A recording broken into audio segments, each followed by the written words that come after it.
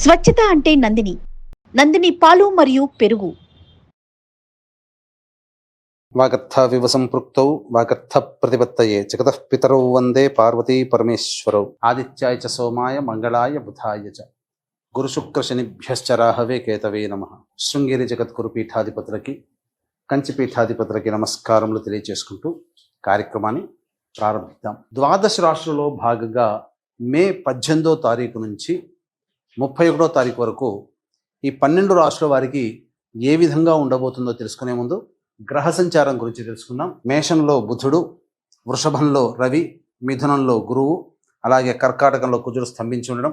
18వ తారీఖు నుంచి రాహువు కుంభంలోను, కేతువు సింహంలోని సంచారం చేస్తుండడం.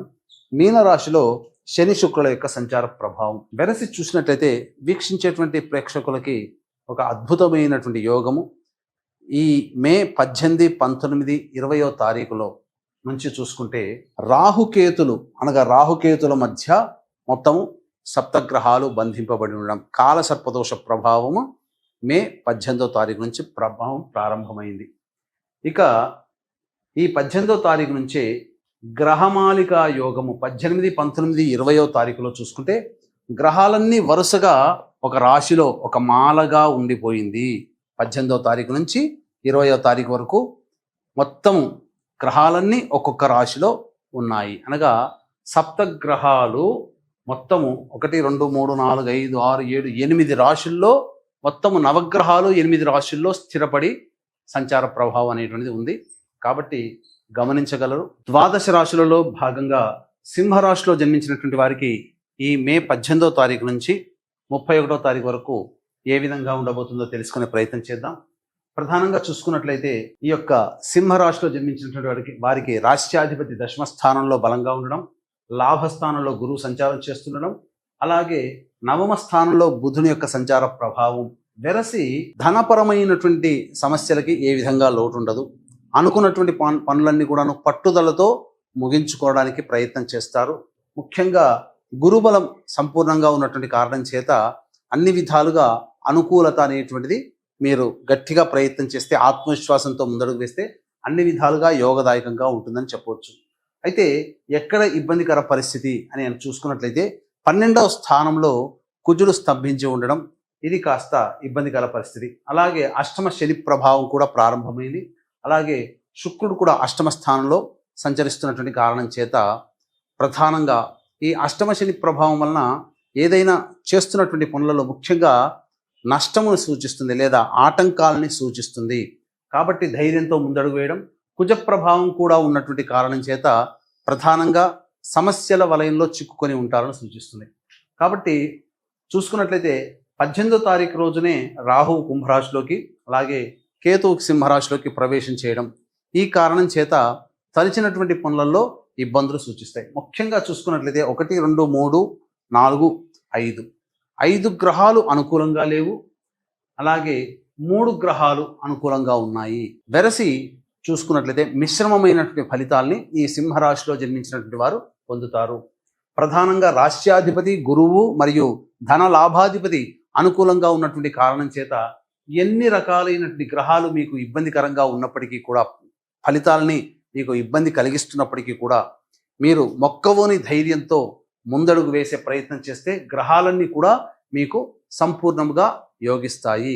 ముఖ్యంగా ఉద్యోగం చేసేటువంటి వాళ్ళకి ప్రమోషన్లతో కూడుకున్నటువంటి బదిలీలు పొందే అవకాశం ఉంటుంది. నిరుద్యోగస్తులకి ఉద్యోగం లభించే అవకాశాలు రవిగ్రహ ప్రభావం వలన, అలాగే ధనపరమైనటువంటి సమస్యలు గురుగ్రహ ప్రభావం వలన తీరుతాయి. ముఖ్యంగా విద్యార్థులకి విదేశీయానానికి సంబంధించి చేయ ప్రయత్నాలు ఏవైతే ఉంటాయో అవన్నీ కొలిక్కి వస్తాయి. పట్టుదలతో ప్రయత్నం చేస్తే ఖచ్చితంగా మంచి ఉత్తీర్ణత శాతంతో మీరు పాస్ అవుతారని చెప్పవచ్చు. ముఖ్యంగా కాంపిటీషన్ ఎగ్జామ్స్లో ఎక్కువగా మీరు శ్రమ కోర్చాల్సినటువంటి పరిస్థితి గోచరమవుతుంది. మీరు ఊహించిన దానికంటే ఎక్కువగా శ్రమించాల్సినటువంటి పరిస్థితి గోచరమవుతుందని చెప్పవచ్చు.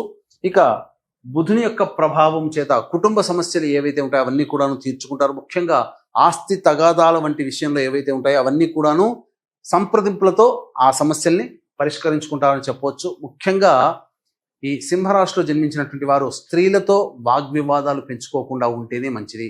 స్త్రీలతో మాట్లాడేటప్పుడు జాగ్రత్తలు పాటించండి. అన్ని విధాలుగా అనుకూలంగా ఉంటుంది. ఇక గమనించుకున్నట్లయితే నమ్మకస్తుల వల్ల, పరిచయస్తుల వల్ల కొంత నష్టపోయే అవకాశము ఈ సింహరాశి వారికి గోచరమవుతుంది. కాబట్టి డబ్బు విషయంలో ఎవరిని కూడాను మీరు ఎంటర్టైన్ చేయకండి. అంటే ఎవరికి కూడా ఆ డబ్బు అప్పుగా ఇవ్వకుండా ఉండడమే మేలనేటువంటి విషయాన్ని మీరు గమనించుకోవాలి. ఇక వీక్షించేటువంటి ప్రేక్షకులకి గమనిక, ఈ నెల 22వ తారీఖు రోజున దశమి తిథి, హనుమత్ జయంతి సందర్భంగా జాతకరీత్యా విద్య, వివాహ, ఉద్యోగ, దాంపత్య, అనారోగ్య సమస్యల నివారణకి, అలాగే శని మార్పు, గురు మార్పు, రాహుకేతుల మార్పు ఉన్నటువంటి కారణం చేత ప్రధానంగా 12 రాశుల వారు ఇబ్బంది పడతారు. ముఖ్యంగా ఈ సింహరాశి వారికి కూడా ఇబ్బంది ఉన్నటువంటి కారణం చేత ఈ శనీశ్వర హోమము, అఘోర పాశుపత మంత్ర హోమము కూడా జరిపించి శక్తిపాతము చేయబడినటువంటి శంకరుంగలి మాల మీకు అందివ్వడం జరుగుతుంది. 22వ తారీఖు ఉదయం 9 గంటల లోపల ఈ కార్యక్రమంలో మీరు గోత్రనామాలు నమోదు చేసుకోవచ్చు. ఇక అన్నిటికంటే ప్రధానంగా సరస్వతీ నది పుష్కరాలు కూడా ప్రారంభమయ్యాయి. కాబట్టి 26వ తారీఖు రోజున సోమవారము అమావాస్య, సోమవతి అమావాస్య సందర్భంగా సంబంధించినటువంటి ఈ పిండ ప్రధాన కార్యక్రమాలు అనేటువంటివి భర్త వైపు 3 తరాలు, భార్య వైపు 3 తరాల్లో మరణించినటువంటి వారి ఆత్మతృప్తి కోసం పిండ ప్రధాన కార్యక్రమం కూడా జరిపించడం జరుగుతుంది. అలాగే కర్ణాటక క్షేత్రంలో తండ్రి వైపు 6 తరాలు, తల్లి వైపు 3 తరాల్లో దుర్మరణం పాలైన వ్యక్తుల కుటుంబాల్లో ఉన్నట్లయితే ఎటువంటి శుభకార్యాలు కూడా జరగవు. అన్నిటికంటే మించి ప్రతిదీ సమస్యల వలయంగానే ఉంటుంది. కాబట్టి ఈ అన్ని రకాల శాపాల నివృత్తికి పితృదోష నివారణ హోమాలు అనేటువంటివి కూడా జరిపించడం జరుగుతుంది. అవకాశం ఉన్నవాడు కార్యక్రమ తదనంతరం కాంటాక్ట్ చేసి మీ గోత్రనామాలు నమోదు చేసుకోవచ్చు. ఇక 18, 19, 20వ తారీఖులో గనక గమనించుకున్నట్లయితే ప్రధానంగా నిరుద్యోగస్తులకి ఉద్యోగం లభించే అవకాశం ఉంటుంది. రాని బాకీలు వసూలై ధనపరమైనటువంటి సమస్యలు తీర్చుకుంటారు. అన్ని విధాలుగా ఆనందదాయకంగా ఉంటుందని చెప్పవచ్చు. ఇక 21, 22వ తారీఖుల్లో చూసుకున్నట్లయితే ముఖ్యంగా ఎవరితో కలిసి పనిచేస్తుంటారో, ఎవరి సహాయం కోరి మీరు పనిచేస్తుంటారో అవన్నీ కూడాను మీకు అందుబాటులో రావడం, తద్వారా మీరు అనుకున్నటువంటి పనులన్నీ కూడాను సజావుగా పూర్తి చేసుకుంటారు. ఖర్చులకి మించిన ఆదాయాన్ని మీరు పొందుతారని చెప్పవచ్చు. 23, 24వ తారీఖులో కనుక చూసుకున్నట్లయితే మానసికమైనటువంటి ఆందోళన అధికంగా ఉంటుంది. ఖర్చులు విపరీతంగా అవుతాయి.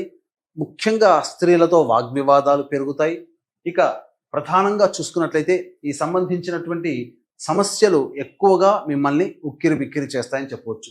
25, 26వ తారీఖులో కనుక చూసుకున్నట్లయితే ఆస్తి సంబంధమైనటువంటి విషయాల్లో సంప్రదింపులు జరుగుతాయి. సంతాన మూలకంగా విభేదాలు, సమస్యలు పెరుగుతాయి. కాబట్టి జాగ్రత్తలు పాటించండి.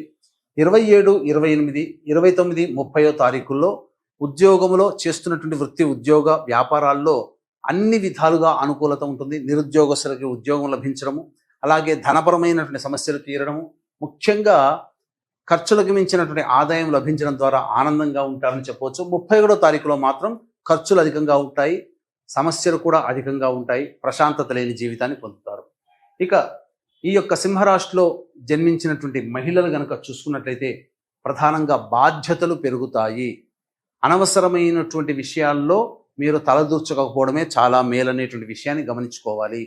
ముఖ్యంగా మీ మాటకి విలువ పెరుగుతుంది.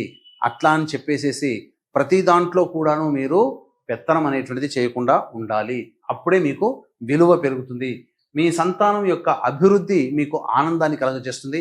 మీ సంతానము ద్వారా మీరు బహుమతులు మీరు పొందే అవకాశాలు గోచరమవుతున్నాయి.